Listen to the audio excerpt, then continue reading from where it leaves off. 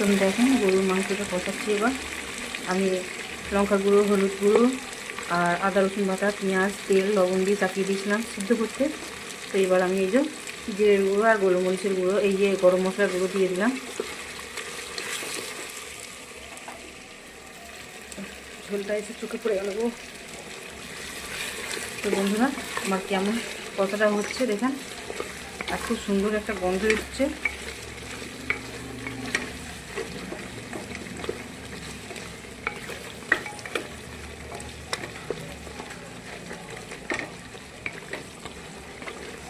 গরুর মাংস আমরা খুব কমই খাই, কারণ আমরা মুরগির গোশত বেশি খাই, আমার ছেলেরা গরুর মাংস খায় না। তো দেখেন বন্ধুরা, আর খুব সুন্দর একটা গন্ধ উঠেছে। এই ধরনের গরম গরুর মাংস কষা আর গরম ভাত, ও আর কিচ্ছু চাই না, সেই খাওয়াবে, দারুণ লাগবে খেতে, তাই না বন্ধুরা? ঝোল ঝোল আবার আমি খেতে পারি না, মানে একটু কষা হবে, সেও ভালো, একটু ডাল হবে, ও তো আরও ভালো লাগবে।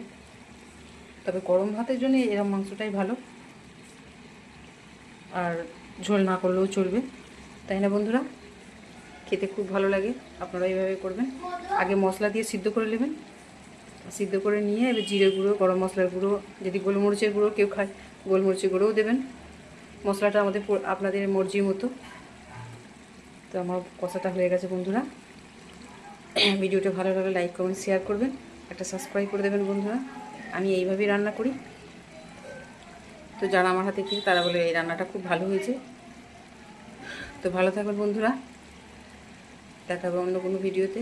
এখনকার মতো বিদায় নিচ্ছি, টাটা, খুদা হাফিজ।